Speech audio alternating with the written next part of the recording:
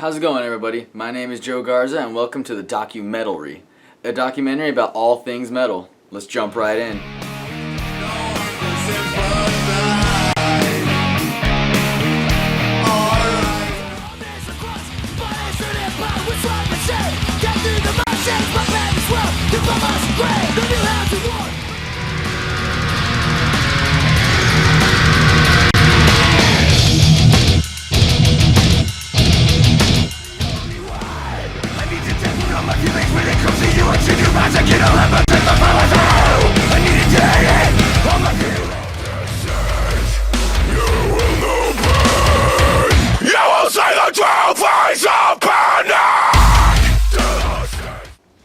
So in the beginning was heavy metal, a style of music characterized by the highly amplified distortion of the guitar, extended guitar solos, emphatic beats, driving bass, and overall loudness of the volume.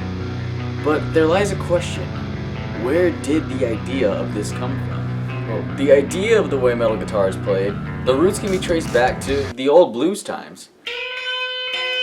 From guitarists such as Joe Hill Lewis, Willie Johnson,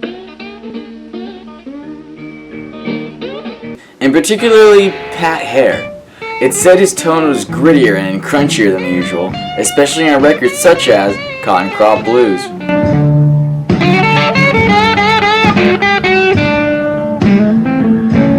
Through the 1960s, as the style of playing progressed, drummers would experiment with new techniques to match up to the volume against the increasingly loud guitar. Likewise, even vocalists changed their techniques, focusing again on volume and amplification to appear more stylized and dramatic.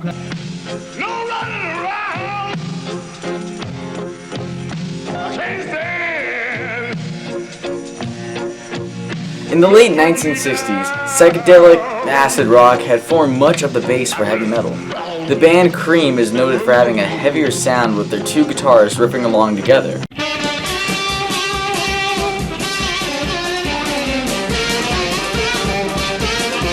The first two LPs, Fresh Cream and Disraeli Gears, are noted as prototypes for the genre.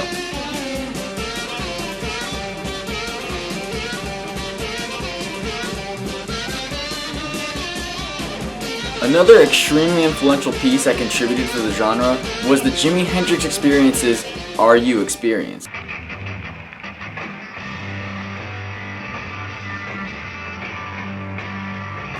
Hendrix's virtuosic technique would be emulated by many metal guitarists.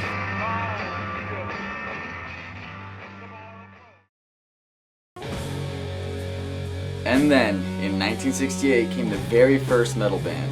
We all know them, we all love them, Black Sabbath.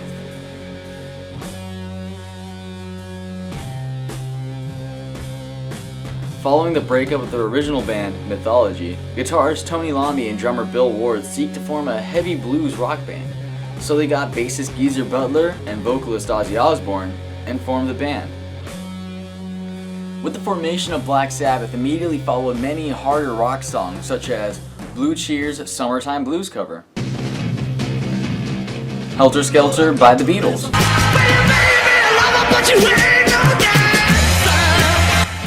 Iron Butterflies In-A-Gadda Da Vida, and many more. Black Sabbath was the start of one of the biggest genres to touch music. Now, when I say that, I don't mean biggest fan base. A ton of negative criticism was to be had about metal. A few teen suicides were led to believing the cause were lyricists such as Ozzy Osbourne and Dee Snider. Much controversy was had over censorship. I have been asked to come here to present my views on, quote, the subject of the content of certain sound recordings and suggestions that recording packages be labeled to provide a warning to prospective purchasers of sexually explicit or other potentially offensive content. But ultimately, the music industry prevailed in being able to write about what they want. Since I seem to be the only person addressing this committee today who has been a direct target of accusations from the presumably responsible PMRC, I would like to use this occasion to speak on a more personal note and show just how unfair the whole concept of lyrical interpretation and judgment can be, and how many times this can amount to little more than character assassination. But back to the original statement, metal is one of the biggest genres due to the fact it has a plethora of subgenres that have spawned since creation. Let's jump into that.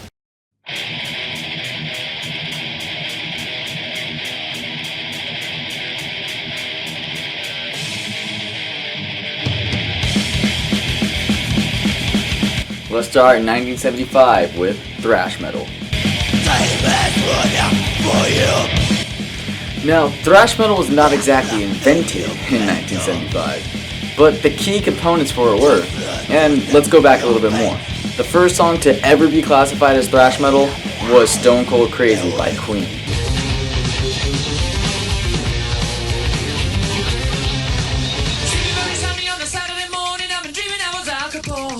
Now, let's see where that led.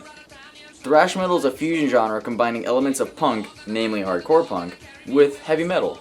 Punk rock came to be in 1970, and the band known as Motorhead, with vocalist bassist Lemmy Kilmister, was the first band to combine punk and metal together.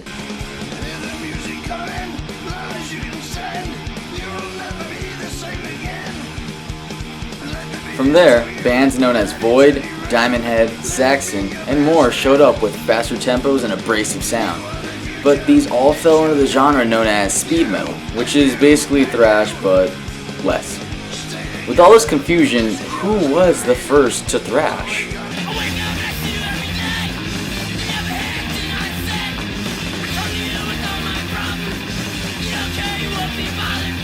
A band known as Void is nailed as being the first to combine metal and hardcore punk. Debuting in a split LP with The Faith in 1982, both bands showed extreme punk influences while keeping the heavy metal sound. As thrash continued, there came to be a certain group of bands that are known to be the biggest of the thrash metal genre. In chronological order, Metallica, Slayer, Anthrax, and Megadeth. Or should I say, the big four of thrash metal. These bands are notorious for the popularization of thrash metal in America, and Metallica is possibly the most successful metal band to ever be created. However, since their 1991 release, the title of thrash has faded. But nonetheless, they're still part of the Big Four family. We'll get back to thrash, but between that genre's time era and others, there was a genre known as grindcore.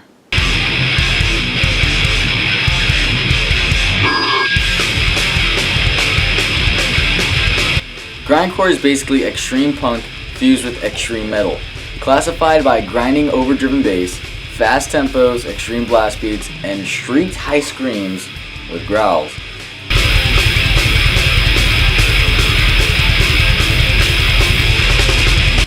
The first grindcore band was Repulsion.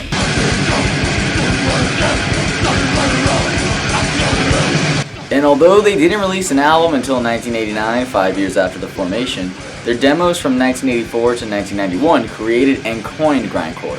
Grindcore is also known for what's known as micro songs, which is basically very short songs.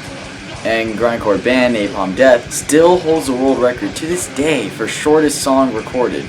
You Suffer, released 1989, coming in at 1 second and 316 milliseconds.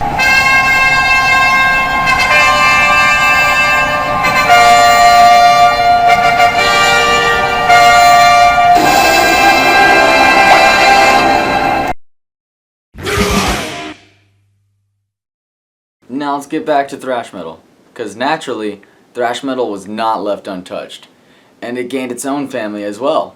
When metal and hardcore were combined, but a lot of the musical focus was on the hardcore aspect, this is what created crossover thrash metal.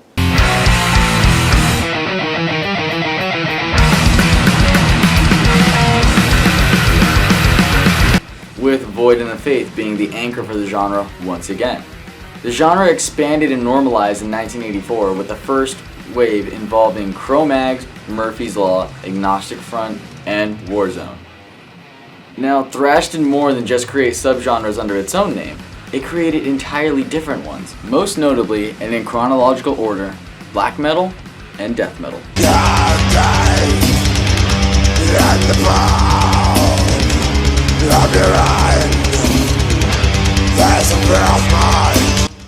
Black metal is a style characterized by fast tempos, shrieking vocals, tremolo picking, raw production, unconventional song structures, and an emphasis on the atmosphere.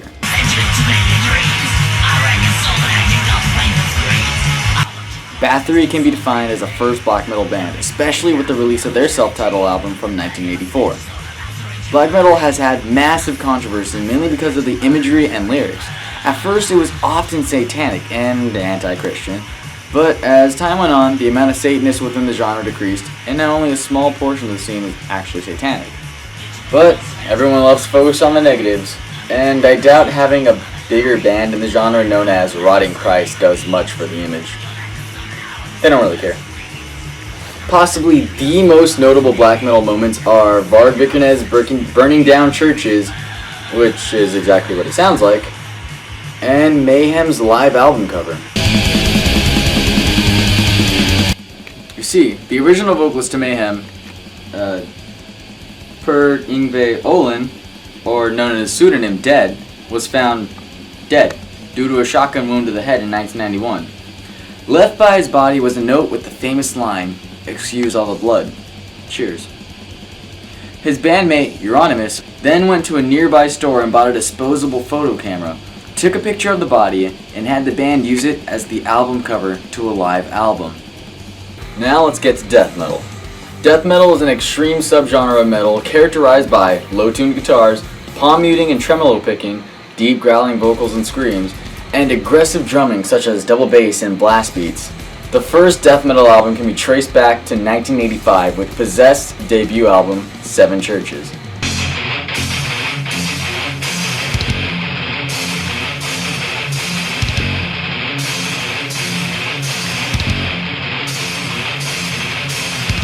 Since Possessed, other influential bands such as Death and Morbid Angel were to form. Their releases would further the death metal genre into becoming what it is today. Probably a heyday for death metal would be when the most famous death metal band, Cannibal Corpse, was featured in the movie Ace Ventura: Pet Detective in 1994.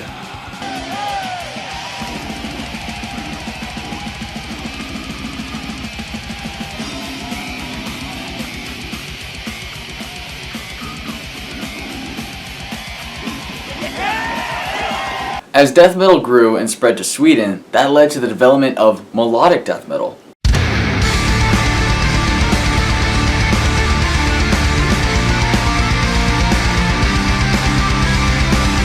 Which is basically death metal but focusing more on melodic leads. Much of the origin and popularity of melodic death metal can be traced to At the Gates, In Flames, and Dark Tranquillity. With all their releases being in the early 1990s, they were the first to set a brand new branch of beauty and brutality.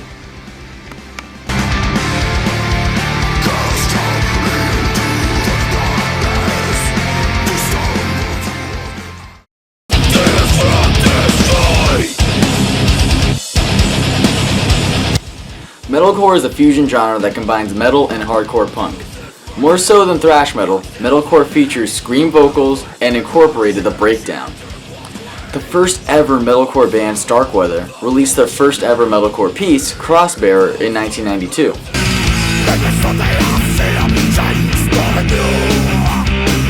This was coined as the true metalcore sound, and since then, bands such as Earth Crisis, All Out War, and Converge pioneered it into the modern day. But these pioneers are not responsible for the modern day metalcore that we know today. No, the pioneer bands I mentioned used hardcore punk as a base genre and then combined it with metal, whereas the more modern bands use heavy metal as a base genre and combine it with hardcore punk.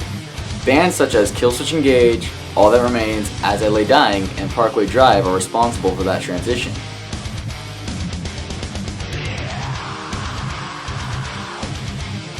Now, there's controversy within the metal community over whether a band is melodic metalcore or if it has roots to metalcore at all. But that's an argument for a different time. The band most responsible for the sound and popularization of modern day metalcore is Asking Alexandria.